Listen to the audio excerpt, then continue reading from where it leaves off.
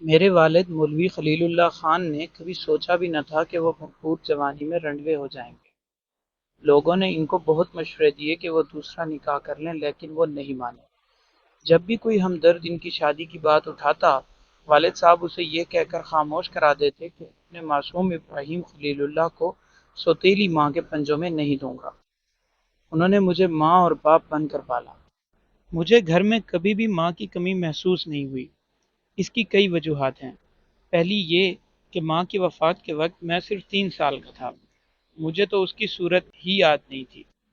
دوسری یہ کہ کبھی ابا نے اسے میرے سامنے یاد ہی نہیں کیا، وہ تو مجھے صرف قرآن شریف یاد کراتے رہتے تھے۔ تیسری یہ کہ گھر میں اس کی کوئی تصویر ہی نہیں تھی۔ اس زمانے میں ایک تو لوگ تصویریں بنواتے ہی کم تھے، دوسرا وہ ایک مولوی کی گھر والی تھی، اس لیے اس کی تصویر ہونے کا تو سوال ہی نہیں اٹھتا۔ چوتھی اور سب سے بڑی وجہ یہ تھی کہ مدرسے میں پڑھنے والے سارے بچے اپنی ماؤں کے مظالم کی داستانیں ایک دوسرے کو سناتے رہتے تھے کہ کس طرح مائیں انہیں کھیلنے سے منع کرتی ہیں، نہلاتے وقت ان کے جسموں پر صابن رگڑتی ہیں، زبردستی دودھ کا گلاس پینے پر مجبور کرتی ہیں، کپڑے خراب ہو جانے پر انہیں کان کے نیچے تھپڑ لگاتی ہیں۔ بچوں کی ایسی درد بھری باتیں سن کر میں خدا کا شکر ادا کرتا کہ میرے گھر میں ماں نہیں ہے۔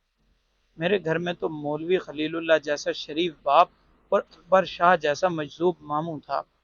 اگر ایمانداری سے بات کی جائے تو اکبر شاہ میرا ماما نہیں، ماں تھا۔ میرا خیال رکھنے کے علاوہ اس کے ذمے کئی کام تھے، جیسے ابا کی 2 بکریاں چرانا، سارے کپڑے دھونا، شام کو 2-3 گھروں سے جا کر وظیفے اکٹھے کرنا، رات کو سوتے وقت مجھے پیغمبروں اور اصحاب رسول کی کہانیاں سنانا، مسجد کی صفائی ستھرائی کا خیال رکھنا اور 5 وقت کی اذان دینا۔ اذان اس کے دن کا پسندیدہ ترین کام ہی نہیں بلکہ زندگی کا مقصد تھا۔ اگر گاؤں کا کوئی بزرگ اس سے پہلے چبوترے پر چڑھ کے اذان دے دیتا تو ماما اکبر اسے دل ہی دل میں اپنا ذاتی دشمن سمجھنے لگتا تھا، لیکن اس سے عمر میں چھوٹا کوئی نمازی اذان دینے کی غلطی کر بیٹھتا تو ماما دوسرے اللہ اکبر سے پہلے ہی بیچارے کو چبوترے سے دھکے دے کر گراتا اور اپنی خود ساختہ مصری لہجے میں اذان دینے لگتا۔ خدا گواہ ہے، نہ اس کی آواز اچھی تھی اور نہ ہی لہجہ مصری، بلکہ اس کا تو کوئی لہن ہی نہیں تھا۔ وہ دن میں 5 اذانیں دیتا تھا اور پانچوں ایک دوسرے سے مختلف ہوتی۔ سچ پوچھیں تو وہ ایسی اذان دیتا جیسے گاؤں والوں کو دھمکیاں دے رہا ہو۔ کئی بار حی علی الصلاۃ کہنے کے بعد با آواز بلند نماز کی طرف آتے ہو کہ میں آؤں بھی کہہ دیا کرتا تھا۔ وہ جب اپنی مہیب آواز میں اذان بلند کرتا تو مسجد کے پڑوس میں ایک افغانی کے گھر کا کتا ڈر کر بھونکنے لگتا۔ ایک دن تو غضب ہی ہو گیا، کتے کو بھونکتا سن کر ماما اذان ادھوری چھوڑ کر چبوترے سے اترا اور ڈنڈا لے کر افغانی کے گھر میں گھس گیا، جہاں سے نہ صرف کتے بلکہ عورتوں کے ساتھ ساتھ مامے کے چیخنے کی آوازیں بھی آنے لگی۔ دراصل ان عورتوں نے کتے کو پٹتا دیکھ کر ماما کو بھی پیٹ ڈالا۔ کسی نہ کسی طرح سے وہ وہاں سے جان بچا کر نکلا اور چبوترے پر چڑھ کر وہیں سے اذان کو جوڑا جہاں سے توڑ کر دشمن کے پیچھے گیا تھا۔ اس کے بعد تو اس کتے اور ماما میں اینٹ کتے کا بیر ہو گیا۔ وہ دن رات اسے زہر دینے کے منصوبے بناتا رہتا لیکن کبھی عمل نہ کر سکا۔ وہ جب بھی عمل کرنے کی ہمت کرتا اسے افغانی عورتوں کی پٹائی یاد آ جاتی اور وہ کوئی بہانہ کر کے منصوبہ ترک کر دیتا۔ ماما اگر تم سے نہیں ہوتا تو مجھے گوشت پر زہر لگا کر دو، میں اندر جا کر کھلا آتا ہوں کتے کو۔ ایک دن اسے کتے کے بھونکنے پر کڑتے دیکھ کر میں نے مشورہ دیا، زہر سے مرتا تو میں کب کب اسے مار چکا ہوتا۔ یہ کتا نہیں شیطان ہے، یہ میرے زہر سے نہیں اللہ کے قہر سے مرے گا، اس پر میرا اللہ ہی ہاتھ ڈالے گا۔ جس کی اذان ہے وہی چپ کرائے گا اس شیطان کو۔ ماما نے بات پوری کر کے دعا کے لیے نہ صرف اپنے ہاتھ اٹھائے بلکہ مجھے بھی اشارہ کیا اور میں بھی اس کے ساتھ دعا میں شریک ہو گیا۔ یا اللہ پاک، تیری اذان کے تحفظ اور ناموس کی خاطر تیرے اس کمزور اکبر شاہ نے عورتوں اور کتوں سے جہاد فی سبیل اللہ کر کے اپنی ذمہ داری پوری کی ہے، اب تیری باری ہے۔ اس کتے کو یا تو ہدایت دے یا پھر جہنم کا راستہ دکھا، تیرے لیے یہ کوئی مشکل کام نہیں۔ تو نے فرعون کے لیے بھی تو ابابیلوں کا لشکر بھیجا تھا، اس لشکر میں سے کوئی ابابیل زندہ ہو تو اسے وقت کے اس فرعون پر بھیج کر اپنا دین بچا۔ شیر عالم افغانی کا کتا، رنگ سیاہ، گاؤں منگراٹ، نزد سپن مسجد، تحصیل و ضلع کچلاغ۔ خدا کو کتے کا گھر کا پتہ سمجھانے کے بعد ماما اذان دینے نکل کھڑا ہوا اور میں سوچتا رہ گیا کہ خدا نے کس فرعون پر ابابیل بھیجے تھے۔ یہ تو جب کچھ شعور آیا تب معلوم ہوا کہ ماما کو بس کہانی ڈالنا ہوتی تھی، نام، مقام اور زمان اس کا سردرد نہیں تھا۔ وہ موسیٰ کی کہانی میں عیسیٰ کے معجزے بیان کر دیتا، تو کبھی حضرت ابراہیم کو فرعون کے دربار میں لے آتا۔ اس کے حساب سے تو عیسیٰ علیہ السلام کو سولی ابو لہب کے حکم سے دی گئی تھی۔ جب میں نے ناظرہ قرآن شریف ختم کیا تو ابا نے اس خوشی میں مجھے 10 روپے کا نوٹ دیا۔ زندگی میں پہلی بار 10 روپے کا نوٹ میرے ہاتھ میں آیا تھا، اس لیے میں اسے جی بھر کے دیکھنے کے بعد خرچ کرنا چاہتا تھا۔ میں ایک پتھر پر بیٹھا نوٹ کے دیدار سے آنکھیں ٹھنڈی کر ہی رہا تھا کہ بکریوں کو گھر واپس لاتے ماما نے مجھے دیکھ لیا۔ یہ کہاں سے آیا ہے ابراہیم خلیل اللہ؟ ماما نے ہمیشہ کی طرح پورا نام لے کر مجھ سے پوچھا۔ ناظرہ ختم کرنے کے انعام میں ابا نے دیا ہے، پورے 10 روپے۔ میں نے سینہ تان کر جواب دیا۔ ماما یہ سن کر میرے ساتھ ہی بیٹھ گیا۔ اس نے نوٹ میرے ہاتھ سے لیا، وہ بھی اسے الٹ پلٹ کر دیکھنے لگا۔ پتا ہے یہ کہاں کا فوٹو ہے؟ نوٹ کے پیچھے چھپے باب خیبر کی تصویر دکھاتے ہوئے اس نے مجھ سے پوچھا۔ میں نے نفی میں سر ہلایا۔ ارے بے وقوف، یہ پشاور میں خیبر کا قلعہ ہے۔ اب تمہیں کیا معلوم خیبر کی کہانی کیا ہے؟ تو پھر سنو۔ آج سے پورے 1400 سال پہلے کا ذکر ہے کہ مسلمانوں کا ایک قافلہ مکے سے مدینہ جا رہا تھا، جسے یہودیوں نے لوٹ لیا۔ پھر ان کو خیال آیا جب مدینہ میں بیٹھے رسول اللہ اور ان کے اصحاب مجاہدوں کو اس کارستانی کا علم ہوگا تو ضرور ہمارے پیچھے آئیں گے۔ اس لیے انہوں نے لوٹ کا سارا سامان ڈالے میں ڈالا اور وہاں سے فرار ہو گئے۔ اس زمانے میں ڈالا کہاں سے آ گیا ماما؟ میں نے حیران ہو کر پوچھا۔ او یار، گھوڑوں کو عربی میں ڈالا کہتے ہیں، پہلے پوری بات سنو پھر سوال کرنا۔ ماما نے مجھے ڈانٹا اور آگے کا قصہ سنانے لگا۔ سارے یہودیوں نے راستے میں فیصلہ کیا کہ کسی ایسے ملک جاتے ہیں جہاں وہ مسلمانوں کے ہاتھ نہ آ سکیں۔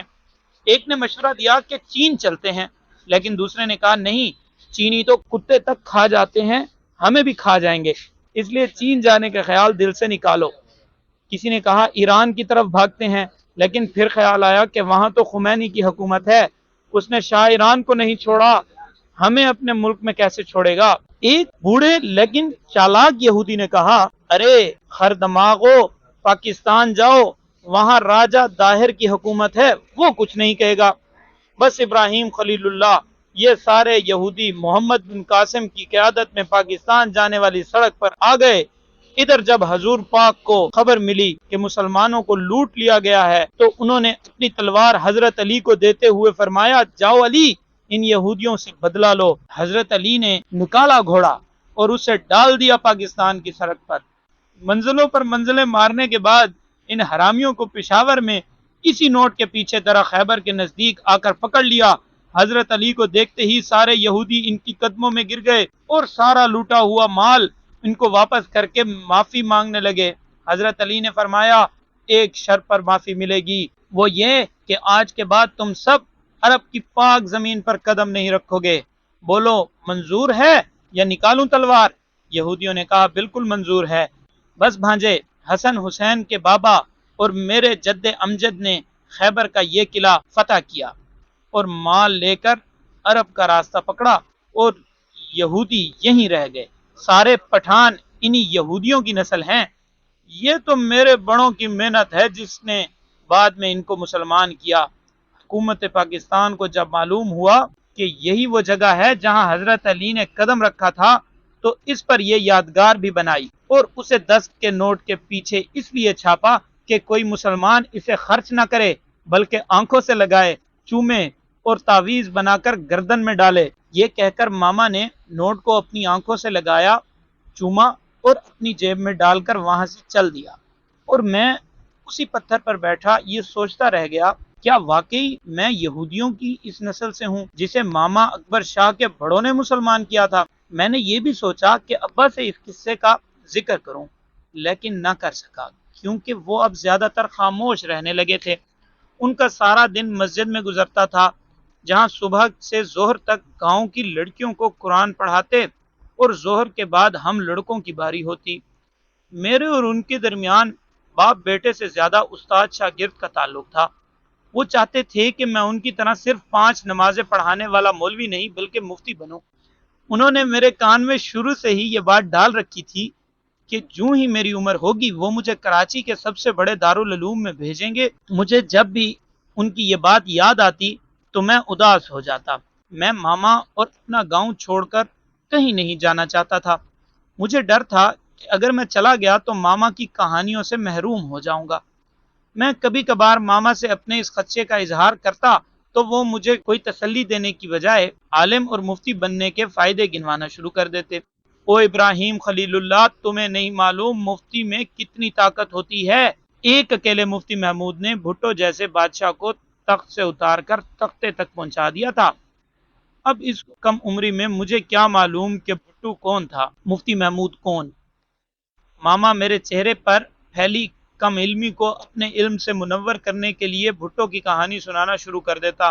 بھٹو سندھ کا بادشاہ تھا جس کی شاہی کراچی سے لے کر ہمارے تخت سلیمان تک پھیلی ہوئی تھی۔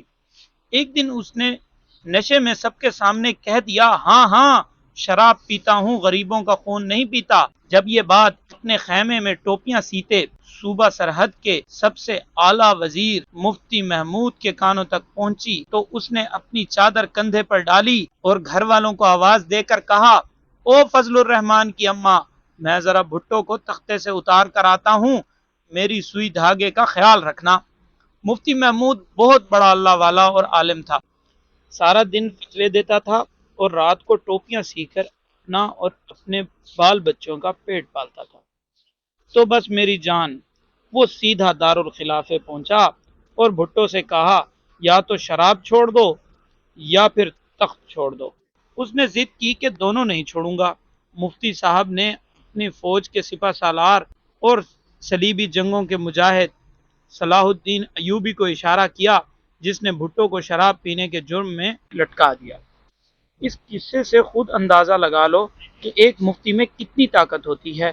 تمہاری مرضی کراچی جا کے مفتی بننا ہے یا ادھر گاؤں میں خوار ہونا ہے۔ ماما کی یہی الٹی سیدھی کہانیاں سن کر میں بڑا ہو رہا تھا۔ اب میں دماغ استعمال کرنے اور کہانیوں کی صحت پر سوال اٹھانے لگا تھا۔ ماما کو بھی احساس ہو گیا تھا کہ اب اس کا واحد سامع اس کی باتوں پر شک کرنے لگا ہے، تو اس نے بھی کہانیاں سنانا کم کر دی تھی۔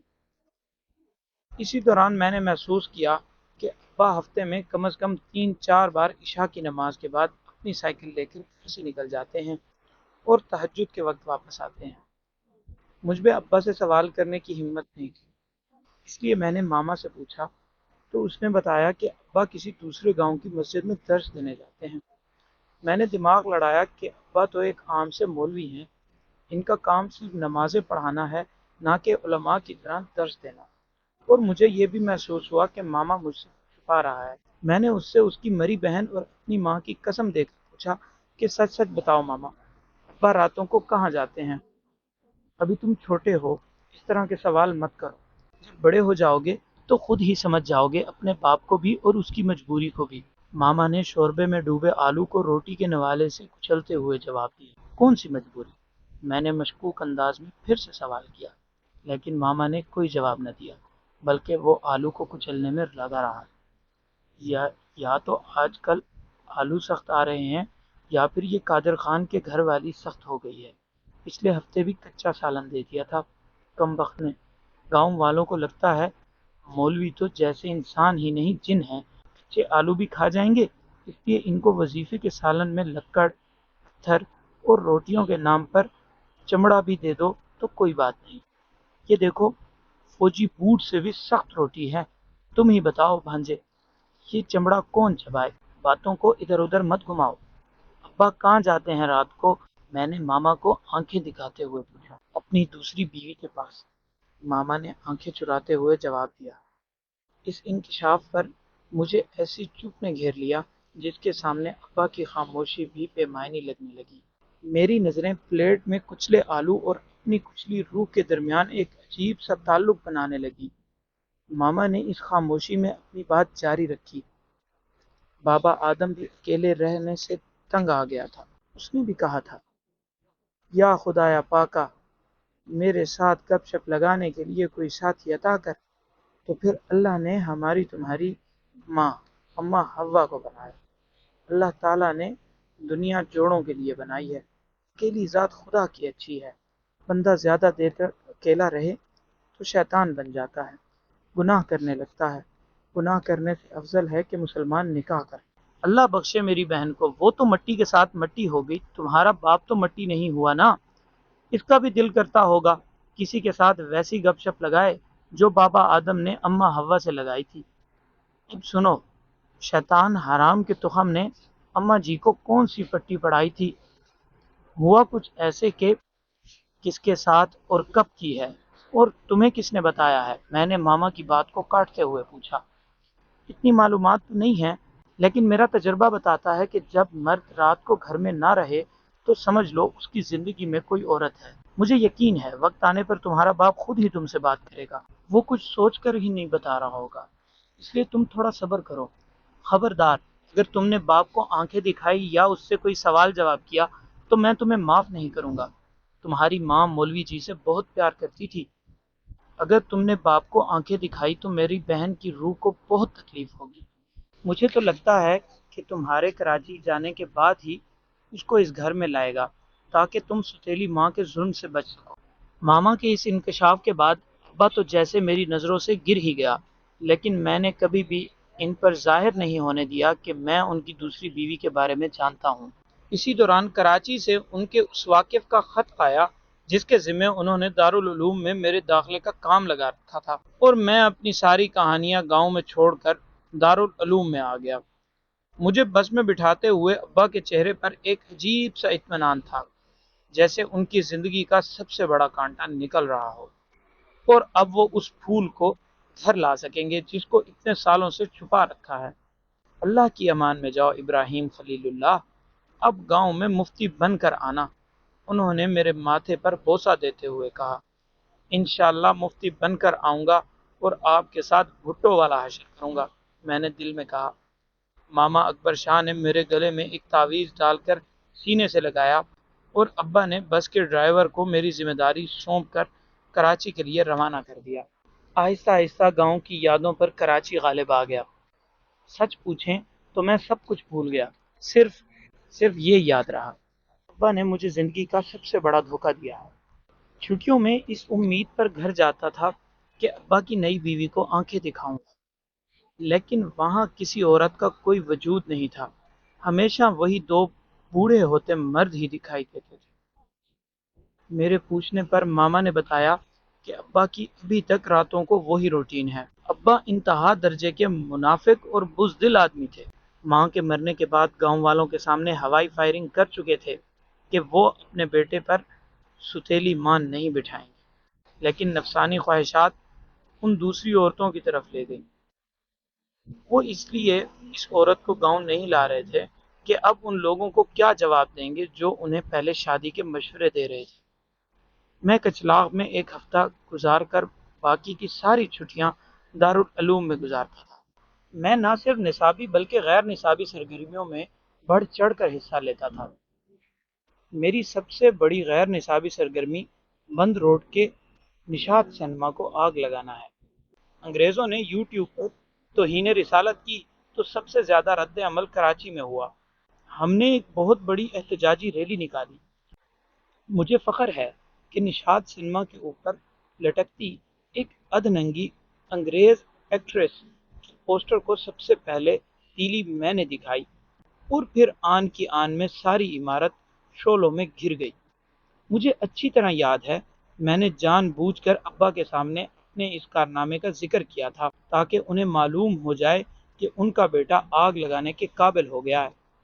اس وقت خدا جانے ان کا چہرہ کیوں ویسے ہی راکھ ہو گیا جیسے وہ سنما ہوا تھا۔ ان کا وہ بجھا چہرہ دیکھ کر مجھے بہت خوشی ہوئی کہ چلو کم از کم انہیں معلوم تو ہوا کہ اب میرا چہرہ چمکانے کا وقت آ گیا ہے۔ اسی آگ اور راکھ کے کھیل میں میری تعلیم مکمل ہو گئی۔ مفتی کی دستار ملنے سے 3 دن پہلے ماما اکبر شاہ نے روتے روتے ٹیلی فون کیا کہ ابا نہیں رہے۔ میں پہلی دستیاب بس پکڑ کر کچلاغ پہنچا۔ ابا کو سائیکل پر کوئٹہ جاتے ہوئے ایک تیز رفتار بس نے کچل دیا تھا۔ اگلے 3 ہفتے تک میں ان کی دوسری بیوی کا انتظار کرتا رہا۔ مجھے یقین تھا اب تو وہ ضرور آئے گی، لیکن اس کے آنے سے پہلے کوئٹہ سے ایک بوڑھا اجنبی ابا کو تلاش کرتے ہوئے ہمارے گاؤں آ گیا۔